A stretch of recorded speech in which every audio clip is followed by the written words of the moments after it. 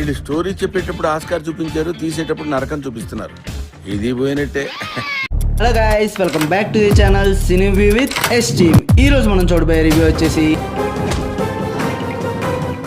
గీతాంజలి మళ్ళీ వచ్చింది. రివ్యూ అయితే చూడబోతున్నాం. వీడియోలోకి వెళ్ళే ముందు మీరు కనుక మా ఛానల్ కొత్తగా వస్తే మేక్ షూర్ టు సబ్స్క్రైబ్, అలాగే పక్కన గంట సింబల్ కూడా ఆన్ చేసుకోండి.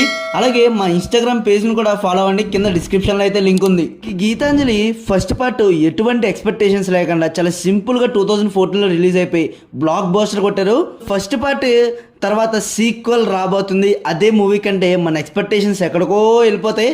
లైక్ ఇప్పుడు చంద్రముఖి చూసారా, చంద్రముఖి 2కి ఇన్ని ఎక్స్పెక్టేషన్స్ పెట్టుకున్నాను, ఎంత డిసప్పాయింట్ చేశారు.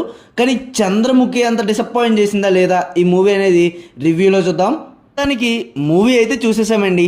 మూవీ చూసొచ్చాక నాకు వచ్చిన ఫస్ట్ ఫీలింగ్ ఏంటంటే, గీతాంజలి ఎందుకు వచ్చింది? పోనీ వచ్చింది గీతాంజలి, ఎప్పుడు వచ్చింది? సినిమా హిట్ అయిందా లేదా అనేది నేనైతే చెప్పలేను, కానీ నా ఫీలింగ్ అయితే మీతో అయితే షేర్ చేసుకుంటాను. అలాగే ఇది ఫ్యామిలీతో చూడొచ్చా లేదా అనేది కూడా మీకైతే చెప్పేస్తాను అనమాట. ఎటువంటి లేట్ లేకుండా మనం రివ్యూలోకి అయితే వెళ్ళిపోదాం. స్టోరీ లైన్లోకి వెళ్ళిపోతే మనకి ఫస్ట్ పార్ట్లో ఎక్కడైతే అయిందో అక్కడి నుంచి కంటిన్యూషన్ జరుగుద్ది అనమాట. మన శ్రీనుకి సినిమా ఆఫర్లు వస్తాయి. గీతాంజలి మూవీ బ్లాక్ బస్టర్ అయిన తర్వాత అతనికి ఇంకో 2 మూవీస్ వస్తాయి, అవి ఫ్లాప్ అవుతాయి అనమాట. ఆ తర్వాత నుంచి తను ఫేస్ చేసిన కష్టాలు, అతనితో పాటు ఉన్న తన ఫ్రెండ్స్ ఫేస్ చేసిన కష్టాలు, ఆ తర్వాత వీళ్ళు ఒక ఫ్రెండ్కి నేనే నిన్ను హీరో చేస్తానని చెప్పి మోసం చేసి డబ్బులు తీసుకోవడం, ఆ తర్వాత వీళ్ళు సినిమా తీసారా లేదా, ఇంకో సినిమా ఎలా ఓకే అయింది, ఆ సినిమాలో ఆ దెయ్యాలకి ఆ బంగ్లాలకి ఉన్న సంబంధం ఏంటి, తర్వాత మన గీతాంజలి ఎందుకు వచ్చింది అనేది మూవీ స్టోరీ లైన్. మనం సినిమా స్టోరీ లైన్లోకి వెళ్ళడానికి ఫస్ట్ హాఫ్ మొత్తం అయిపోద్ది.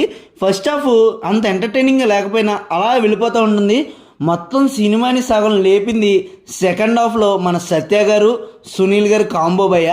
అసలు పిచ్చగా నవ్వుకుంటాం. హిలేరియస్ కామెడీ అనమాట, మామూలుగా వర్కౌట్ అవ్వలేదు. కామెడీ మాత్రం చాలా బాగుంది. కామెడీ కోసం అయితే మనం మూవీని పిచ్చగా చూసుకోవచ్చు, ఫ్యామిలీతో వెళ్ళి సరదాగా చూడొచ్చు మూవీ. ఎటువంటి అడల్ట్ సీన్స్ అయితే లేవు. ప్రాబ్లం ఏంటంటే ఇక్కడ మన బంగ్లాకి మనకి సినిమాలో చూపించిన గీతాంజలికి సంబంధమే ఉండదు. అసలు ఎందుకు జరుగుతుంది అన్నది చివరిదాకా అసలు రివీలే అవ్వదన్నమాట. మనకి మధ్యలో రివీల్ చేసినా కూడా అక్కడ అంత ఎగ్జైట్మెంట్ రాదు. నెక్స్ట్ జరగబోయేది ఏంటనేది ఇంటెన్స్ క్రియేట్ అవ్వదు అనమాట. చాలా నరేషన్ అయితే చాలా బ్యాడ్గా ఉంది, స్టోరీ రైటింగ్ కూడా చాలా బ్యాడ్గా ఉంది. అలాగే ఓల్డ్ వెర్షన్ ఎప్పుడో చూసేసిన సినిమాలన్నీ గుర్తొచ్చినాయి నాకు. అలాగే ఆలిగర్ పోర్షన్స్ కూడా చాలా బాగున్నాయి. ఆలిగర్ ఉన్నంతసేపు మనకి భలే నవ్వొస్తుంది అసలు. ఆలిగర్ ఎక్స్ప్రెషన్స్, అలాగే వింటేజ్ సునీల్ గారిని బాగా చూపించారు. సునీల్ గారు ఆలిగర్ కోసం చూడొచ్చయ్యా, సినిమా అనేది చూడొచ్చు, బాగుంది. వాళ్ళ పోర్షన్స్ వరకు వాళ్ళు 100% ఇచ్చారు. అలాగే అంజలి గారి యాక్టింగ్ కూడా చాలా అంటే చాలా బాగుంది. శ్రీను క్యారెక్టర్ అయితే చాలా అంటే చాలా న్యాచురల్గా ఉంటుంది. వాళ్ళకి బాగానే కనెక్ట్ అయిపోతాం మనం. శ్రీను గారికి అయితే బాగా కనెక్ట్ అవుతాం. అలాగే సత్య గారి యాక్టింగ్ కూడా బాగా కనెక్ట్ అవుతాం. చాలా బాగా చేశారు యాక్టింగ్. అసలు వాళ్ళ వల్లే సగం సినిమా నిలబడిందని చెప్పాలి. క్లైమాక్స్ అయితే ఫేస్ ఆఫ్ పెట్టారు, కానీ అంతేం వర్కౌట్ అవ్వలేదు. అది మేబీ మూవీ టీం వాళ్ళు అనుకున్నది మనకి ముని సీక్వెల్స్లో గంగా సీక్వెల్లో ఫైనల్ క్లైమాక్స్ ఆత్మకి ప్రేతాత్మకి యుద్ధం అలా పెడదాం అనుకున్నారు, కానీ అంత వర్కౌట్ అవ్వలేదు, అంత హై రాలేదు. ఓకే పర్లా క్లైమాక్స్ వరకు ఓకే, కానీ అంత హైప్ రాలేదు. ఆ మూవీకి క్లైమాక్స్ ఉన్నంత హైప్ రాలేదు.